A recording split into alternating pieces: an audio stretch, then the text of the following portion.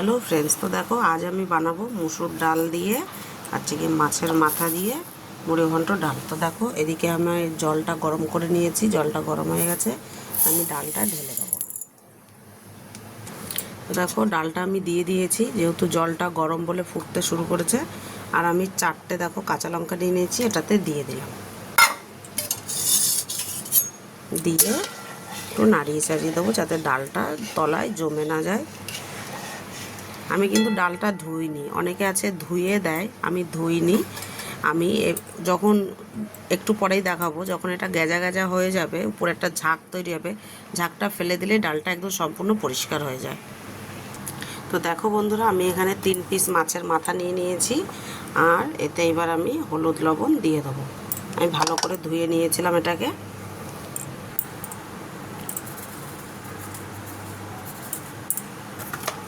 দিয়ে পরিমাণ মতো দিয়ে এবার আমি এটাকে এভাবে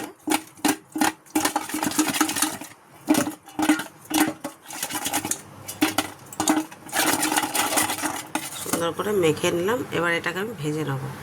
দেখে দেখো ডালটা কিন্তু সুন্দর ফুটে গেছে। এবার এই যে যে গেজাটা আছে, যে ঝাঁকটা তৈরি হয়েছে, আমি কিন্তু এটাকে এভাবে এভাবে হাতায় করে তুলে ফেলে দেবো।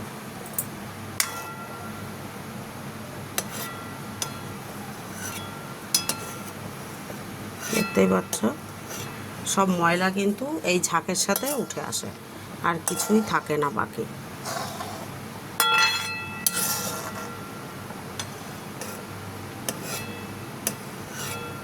দেখো পুরো ডালটা কিন্তু পরিষ্কার হয়ে গেল, এতে কিন্তু আর কিচ্ছু নোংরা থাকলো না। ডালটা সিদ্ধ হওয়ার অপেক্ষা। তো দেখো বন্ধুরা, ডালটা কিন্তু আমার সিদ্ধ হয়ে গেছে, দেখতে পাচ্ছ। আমি এবার এর ভিতরে যে লঙ্কাগুলো আছে একটু এরকম করে হাতা দিয়ে চেপে চেপে এগুলোকে ঘুটে দেবো।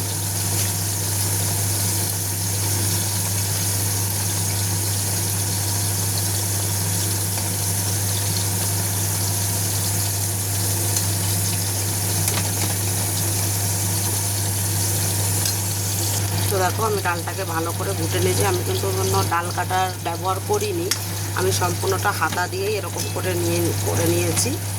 তো দেখতে পাচ্ছ ডালটা সুন্দর সিদ্ধ হয়ে গেছে, এতে জলটাও শুকিয়ে গেছে। এবার আমি এতে জল দিয়ে দেবো।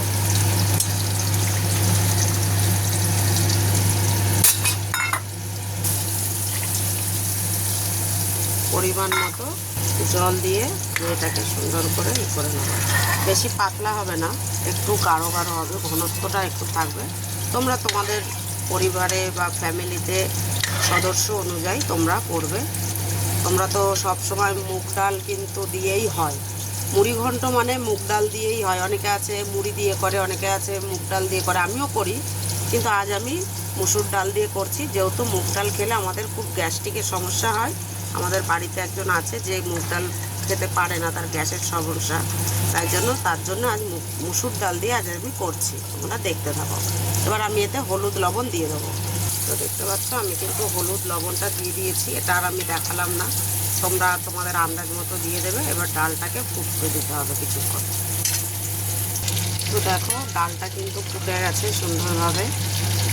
এবার আমি মাছের মাথাগুলো ভেজে নিয়েছি, সেই মাছের মাথাগুলো তুলে দিয়ে দেবো।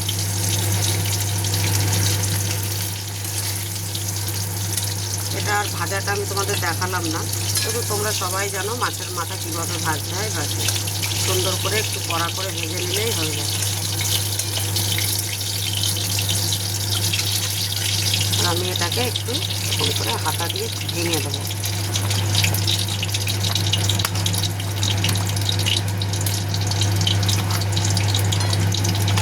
দেখতে পাচ্ছ আমি কিন্তু মাছের মাথাগুলোকে এরকম করে ভেঙে দিচ্ছি।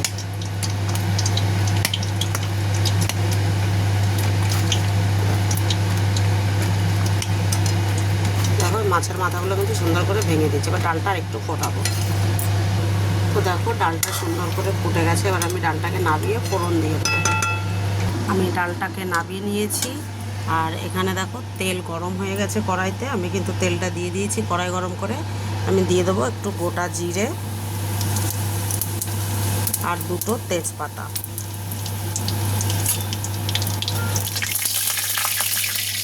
দেখো জিরে আর তেজপাতাটা কিন্তু সুন্দর ভাজা হয়ে গেছে। এবার আমি এতে দিয়ে দেবো সামান্য একটু জিরের গুঁড়ো। জিরের গুঁড়ো দেওয়ার পর আমি জিরেটা ভাজা হয়ে ডালটা আমার দেওয়া হয়ে গেছে।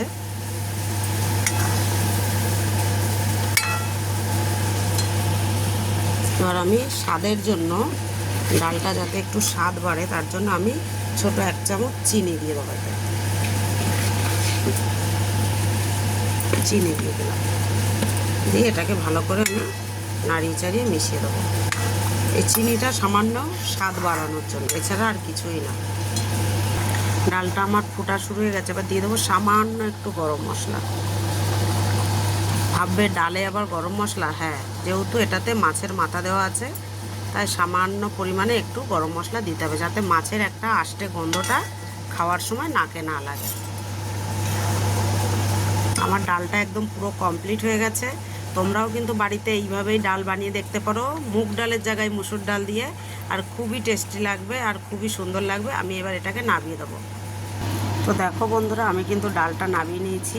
ডালের কালারটা দেখতে পাচ্ছ খুবই সুন্দর এসছে, আর খুব সুন্দর একটা ঘ্রাণ বেরোচ্ছে। আমি তোমাদের এটা তো ক্যামেরার সাহায্যে শোকাতে পারবো না, কিন্তু তোমরা যখন বাড়িতে করবে এর একটা খুব সুন্দর একটা স্মেল বেরোবে। তো তোমরাও বাড়িতে এইভাবে ট্রাই করো, আর ভালো লাগলে অবশ্যই লাইক, কমেন্ট, শেয়ার, সাবস্ক্রাইব করতে একদমই ভুলবে না।